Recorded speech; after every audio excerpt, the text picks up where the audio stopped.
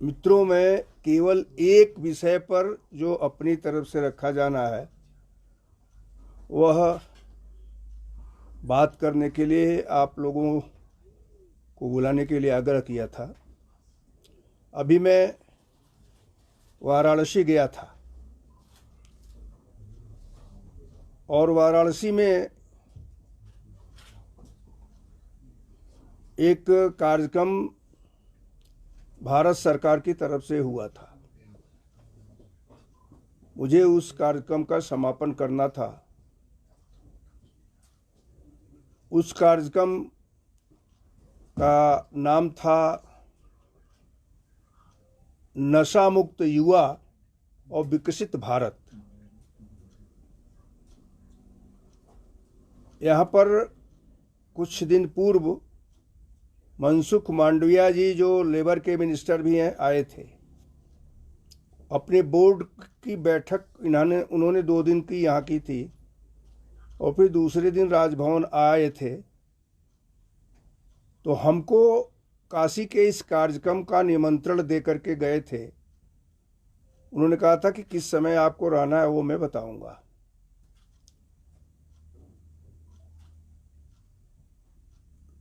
अब तो सबसे तो आपको भी मैं इसकी शुभकामना दे दूं कि मैंने शुरुआत ही इस बात से किया था कि जिस कार्यक्रम को मैंने हिमाचल में शुरू किया, अगर प्रेस मीडिया मेरे साथ न होती तो शायद वह सफलता नहीं मिलती।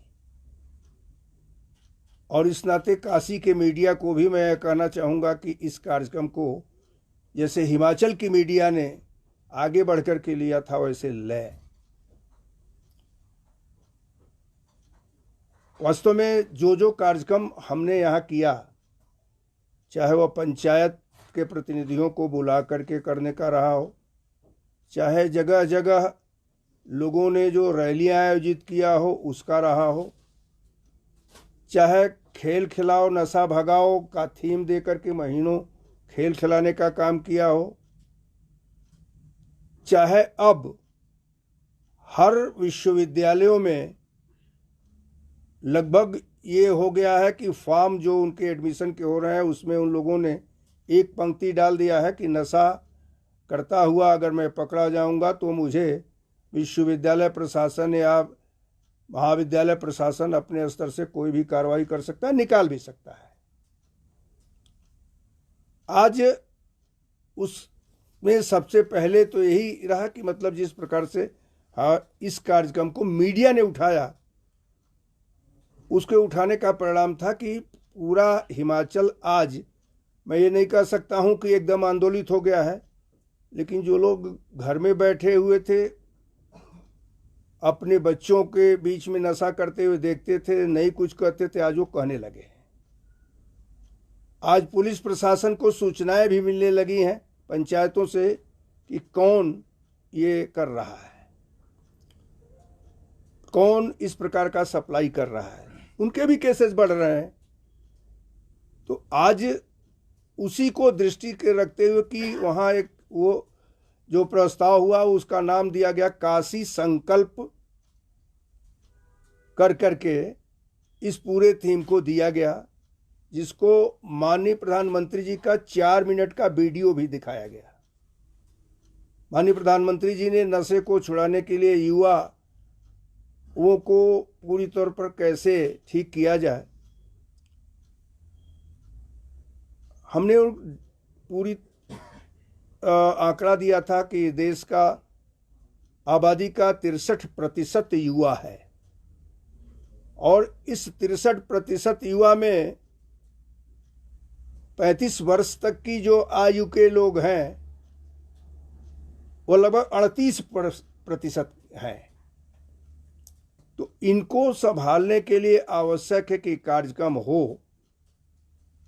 तो मनसुख मांडविया जी का जो विभाग है युवा कल्याण का, उसके माध्यम से माय भारत, माय इंडिया, इसके आधार पर वह हिमाचल के द्वारा किए जा रहे कार्यक्रमों को भी अपनी सूची में सम्मिलित कर रहे हैं।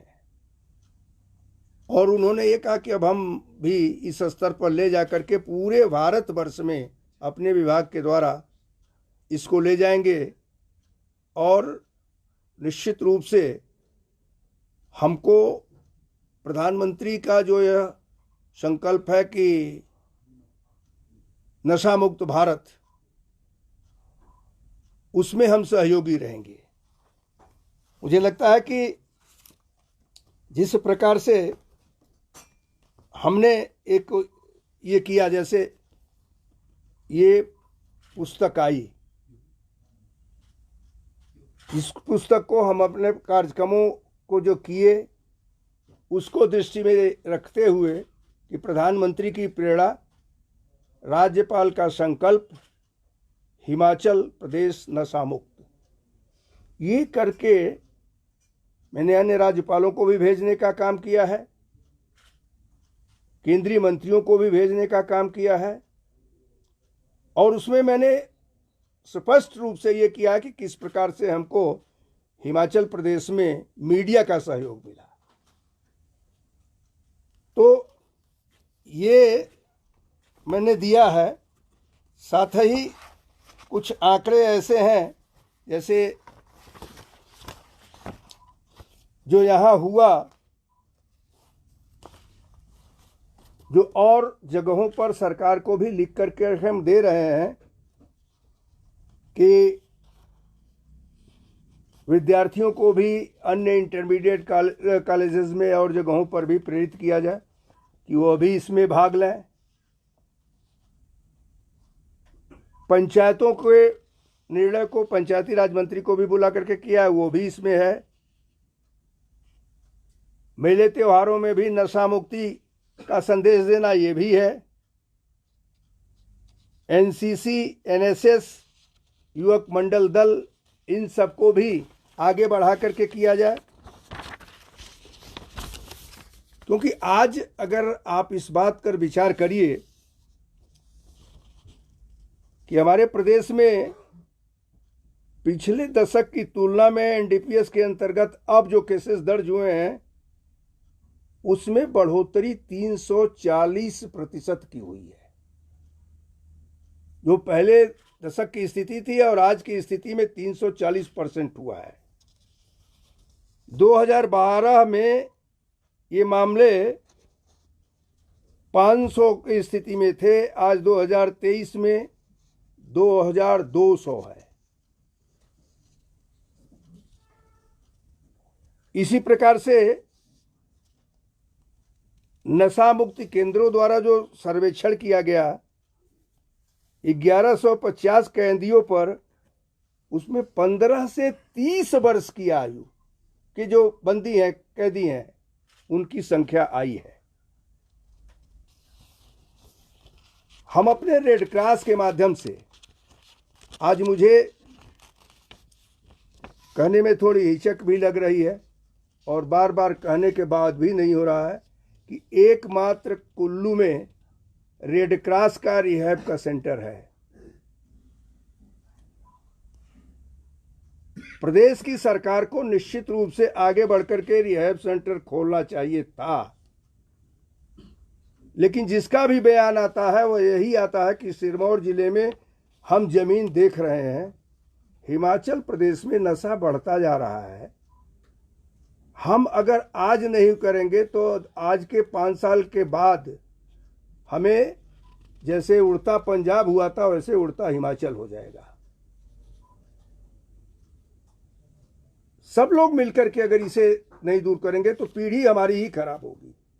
इस नाते मैंने राजभवन की सीमाओं से हट करके इसको लेने का काम किया, गंभीरता पूर्वक किया, और वह गंभीरता के साथ मैं आज भी लगा हुआ। कोई कार्यक्रम हो या ना हो, लेकिन नशा मुक्ति का कोई कार्यक्रम अगर होता है तो मैं उसमें जाने का काम करता हूँ। अनेक कार्यक्रम हुए, कार्यक्रमों का विवरण मैं नहीं दूंगा, लेकिन इतना मैं जरूर कहना चाहूँगा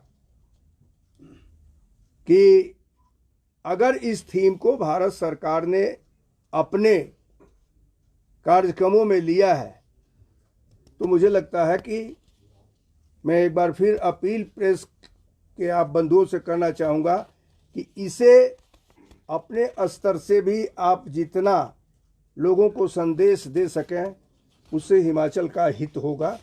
और भारत सरकार ने उस दिन के समिट में मनसुख मांडविया जी ने ये कहा है कि मैं फिर आपके द्वारा आयोजित कार्यक्रमों में भी आऊँगा और उस कार्यक्रमों के आधार पर फिर पूरे देश में उन कार्यक्रमों को ले जाऊंगा। तो हिमाचल के इस कार्यक्रम को भारत सरकार ने भी अपनी स्वीकृति दिया और अब मैं आगे इसको ले जाना चाहता हूं, जिसमें आपकी निश्चित ही मुझे महत्वपूर्ण भूमिका जरूर मदद करेगी। बिना उसके में ये संभव नहीं हो पाएगा। सरकार अपना बयान दे रही, सरकार अपने स्तर पर काम कर रही है, मैं उसमें कुछ कहना नहीं चाहूँगा, लेकिन इतना जरूर है कि पुलिस के द्वारा जो पकड़े जाते हैं, जेलों में जाते हैं, उसके अतिरिक्त अन्य लोगों को भी नशा छुड़ाने के लिए प्रदेश में अनेक रिहैब सेंटर भी स्थापित करने की आवश्यकता है। यह विषय सरकार के संकल्प में आना चाहिए। हिमाचल प्रदेश को नशा मुक्त करने के लिए अब मैं जयराम ठाकुर जी के भी क्षेत्र में गया, रोहित ठाकुर जी के भी क्षेत्र में गया। सबसे पहले मैं उप मुख्यमंत्री मुकेश जी के भी क्षेत्र में गया। मैंने सभी विधायकों को जो यहाँ है उन सबको पत्र लिखने का काम किया कि अपने क्षेत्र में आप कार्यक्रम करिए। मुझे लगता है कि इन लोगों को प्राथमिकता के आधार पर अपने अपने क्षेत्र में जैसे वोट के लिए जाते हैं उस तरह से इसको नशा मुक्त करने के लिए भी संदेश देने के लिए जाना चाहिए। मैं तो आज काशी संकल्प को ही आप लोगों के बीच में लेकर के आया हूं और मैं चाहता हूं कि भारत सरकार के उस निर्णय को, काशी संकल्प यात्रा को निश्चित रूप से जैसे काशी के मीडिया ने पूरी तरह प्रचार प्रसार किया, वैसे ही हमारे हिमाचल की मीडिया भी करे, यह मेरा आग्रह है। अब आपको कुछ अगर इस पर पूछना है तो पूछ सकते हैं। सर, नशे की आपने कहा, अब पीढ़ियां बर्बाद नहीं, अब तो खत्म ही हो रही, खासतौर पर सिंगल चाइल्ड है, गांव-गांव तक नशा हिमाचल प्रदेश में पहुंच गया है। जो सेंट्रल एजेंसियां, उनकी भूमिका को आप कैसे देखते हैं? क्योंकि ये नशा बाहर से आ रहा है। इंटर स्टेट कोऑर्डिनेशन मीटिंग पहले होती थी राज्यों के स्तर पर, अब उसमें थोड़ी कमी आई है। दूसरा, जो जागरूकता पर आपने कहा, जुडिशियरी की, उसको सेंसिटाइज करने की बहुत जरूरत है। बहुत सारे जो पुलिस पकड़ती भी है वो जुडिशियरी से वहाँ का एक अलग मैकेनिज्म है और जमानत पे छूट जाते हैं तो भी अपने हाथ खड़े कर देते हैं। तो इसकी सभी तरफ चौतरफा चोट कैसे हो नशे पर, इसके लिए किस तरह की पॉलिटिकल इच्छा शक्ति की, विल पावर की भी जरूरत है? देखिए, मैं तो इस बाउंड्री में रह भी सकता था, लेकिन एक शब्द ही जब प्रधानमंत्री ने कहा था कि हिमाचल में आपको नशे पर काम के विरुद्ध काम करना चाहिए, तो मैंने काम करना शुरू किया। सबसे बड़ी सफलता मुझे मिली पंचायतों से। पंचायत के लोगों ने खुल करके कहना शुरू कर दिया। महिला मंडलों से, वो लोग ऐसे ही अर्की में खेल, महीने भर खेल खिलाया भाई, 1 महीने भर खेल का आयोजन किया, खेल खिलाओ नशा भगाओ का ही थीम दिया। जहाँ तक आप सेंट्रल एजेंसी और प्रोविंशियल एजेंसी की बात करते हैं, उनकी मीटिंग्स आपस में होती रहती है। मैंने इस पर डीजीपी और लोगों से भी बात किया है और इसको पूछा भी है, तो उन्होंने भी इस बात को कहा कि नहीं, ये हो रही है, और जब हो रही है तो उनकी बातों को नकारने का कोई मतलब मुझे नहीं है। जहाँ तक जुडिशरी की बात है, तो एक्ट ऐसा है कि उस एक्ट के आधार पर 2 ग्राम या इस पर लोग छूट जाते हैं, लेकिन अब तो डर भी खत्म हो गया है, तो 60 ग्राम, 50 ग्राम, 100 ग्राम भी लेकर के चल रहे हैं। तो इस नाते डिमांड खत्म करने के लिए जरूरी है जन जागरण। सरकार को भी चाहिए कि जन जागरण का वो करे। अगर पंजाब की सरकार अब जाग करके इस पर काम कर रही है, तो हिमाचल की सरकार को भी जागना चाहिए। सर, हिमाचल गवर्नमेंट पिछले 20 साल से लगातार घोषणा कर रही है कि प्रदेश में रिहैब सेंटर खोलेंगे और खुला कोई नहीं है। आप खुद मान रहे हैं इस बात को, तो क्या संवैधानिक मुखिया के नाते आप सरकार से रिपोर्ट मांगेंगे कि क्यों नहीं खुल रहे रिहैब सेंटर? मैंने इस संदर्भ में सरकार को पत्र भी लिखा है और निश्चित ही जब अब मैं बोल रहा था तो अपनी बातों को कहा भी है कि स्टेटमेंट्स तो आ जा रहे हैं। सिरमौर का नाम भी मैंने लिया है कि सिरमौर में जगह भी तलाशी जा रही है और बहुत बड़ी राशि भी उसके लिए कर दी गई, ये भी बात कही गई है। खुलेगा कब, ये आप भी तो पूछ सकते हो। और सर, हिमाचल प्रदेश में इतनी बड़ी आपदा आई है, अगर आप सवाल लेंगे, और जिस तरह से मुख्यमंत्री कह रहे हैं लोगों के घर चले गए हैं, जमीनें चली गई हैं, मुख्यमंत्री कह रहे हैं कि जब उनको पुनः बसाने की बात आती है तो ये क्षेत्राधिकार केंद्र सरकार का है। तो क्या आप केंद्र सरकार से भी मांग करेंगे कि हिमाचल प्रदेश में जो आपदा प्रभावित हैं, जिनकी जमीनें गई हैं, उनको पुनः बसाया जाए? जमीन केंद्र सरकार तो नहीं लाएगी, बसाने का दायित्व तो भी प्रदेश सरकार को ही करना पड़ेगा। आपदा में नुकसान हुए आकलन को केंद्र सरकार देने का काम करती है। केंद्र सरकार की टीम 2 दिन से यहाँ आई हुई है जो उसका आकलन भी कर रही है। अभी आज ही मैंने अखबार में ये देखा है कि यहाँ के वरिष्ठ नेता, हमारे स्वास्थ्य मंत्री जो भारत सरकार में हैं, वो नितिन गडकरी के यहाँ जा करके हिमाचल के लिए अतिरिक्त सहायता की मांग की है। इसको समाचार पत्रों में ही मैंने आज देखा है, फोटो भी देखा है। तो मुझे लगता है कि केंद्र सरकार से यहाँ के नेता भी जो भारत सरकार में भी वो भी मांग कर रहे हैं। एक दिन मैंने वक्तव्य जयराम ठाकुर जी का भी देखा था जिसमें उन्होंने कहा था कि हम केंद्र सरकार से मांग करेंगे। 1000 करोड़ रुपए के नुकसान की बात उन्होंने भी स्वीकारी है। मुख्यमंत्री जी भी गए थे वहाँ पर, अन्य मंत्रियों के साथ गृह मंत्री जी को भी मिले थे और उसी मिलने के परिणाम स्वरूप गृह मंत्री ने उनसे इस बात को कहा था कि मैं शीघ्र ही टीम भेजूंगा और उन्होंने टीम भेज भी दिया। तो ये सब आकलन हो रहा है। जमीन पर बसाने का काम, देने का काम ये प्रदेश की सरकार करती है, ये भारत सरकार नहीं करती है। राज्यपाल जी आपने भी देखा और पढ़ा होगा, जिस पुलिस ने नशे पर प्रहार करना है, पिछले कुछ महीनों से पुलिस के अधिकारी ही आपस में उलझ रहे हैं। पिछले कल की ही बात करें, 2 महीने डीजीपी को रिटायर हुए हो गए हैं, सरकार अभी तक यूपीएससी को पैनल नहीं भेज पाई है। क्या आपको लगता है कानून व्यवस्था को लेकर प्रदेश की सरकार गंभीर नहीं है जितनी होनी चाहिए?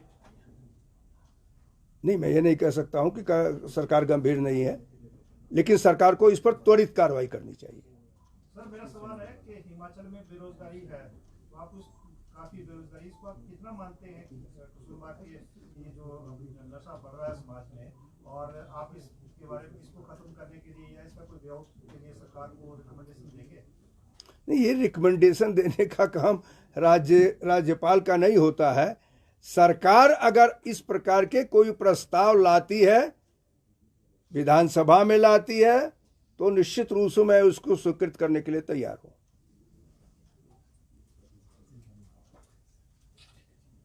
सर, ये जो त्रासदी आई, इसमें मतलब ये है कि जो वन क्षेत्र की भूमि है वो सेंट्रल गवर्नमेंट के अधीन आती है, तो स्टेट गवर्नमेंट के पास वो अख्तियार नहीं है कि वो उसको आगे रिलीज कर पाए।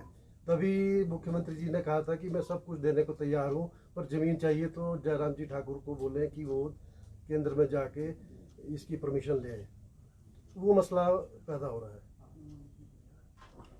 देखिए, मैं मुख्यमंत्री जी के इस बात से सहमत नहीं हूं कि जयराम जी अगर भारतीय जनता पार्टी के हैं और केंद्र में भारतीय जनता पार्टी की सरकार है, तो मुख्यमंत्री जी ये कहें कि जयराम जी केंद्र सरकार से जाकर के बात करें। मुख्यमंत्री जी जब स्वयं गृह मंत्री से मिलने गए तो क्यों नहीं जयराम ठाकुर को लेकर के गए? वो तो मुख्यमंत्री हैं, वो लेकर के गए होते जयराम ठाकुर को। जयराम ठाकुर आना कहते तो बात करते। देखिए, ये बात नहीं है। सरकार किसी की भी हो, चाहे पक्ष की हो चाहे विपक्ष की हो, दोनों सरकारों को मिलकर के काम करना होता है। अगर यहाँ की सरकार केंद्र सरकार से इस बात की परमिशन मांगेगी तो निश्चित रूप से मुझे लगता है कि केंद्र सरकार को देना भी चाहिए, देगी भी। ये काम मुख्यमंत्री का है, जयराम ठाकुर का नहीं है, और इस नाते ये बात नहीं करनी चाहिए। सर, क्या मुख्यमंत्री ने इस विषय में आपसे कोई बातचीत की थी क्या? किस विषय में? जो वन भूमि के विषय में, या केंद्र में प्रतिनिधियों से मिलने जा रहे हैं, हिमाचल की आपदा को लेकर कोई डिस्कशन आपसे भी मुख्यमंत्री ने किया था क्या? नहीं, मुझसे मुख्यमंत्री की इस प्रकार की कोई वार्ता नहीं हुई है। इस पूरे प्रकरण में, इस पूरे आपदा में पहले कभी हुई हमने अपनी तरफ से जो संभव था रेड क्रॉस के माध्यम से सहायता जो है वह 3 गाड़ियों का भेजने के लिए वो किया था। आप लोग उसमें आए थे, झंडी दिखा कर भेज भी दिया गया था। अपने सेक्रेटरी से मैंने कहा भी है कि अन्य सामान भी उपलब्ध होता है तो उसको भी अब शीघ्र उसको भेजने का काम करें। लेकिन मुझसे किसी ने भी इस संदर्भ में बात करना उचित नहीं समझा था। सर, 9 करोड़ आवंटन मामले में राजभवन की अब क्या आपत्ति है? ये मामला भी सुलझ नहीं पाया है।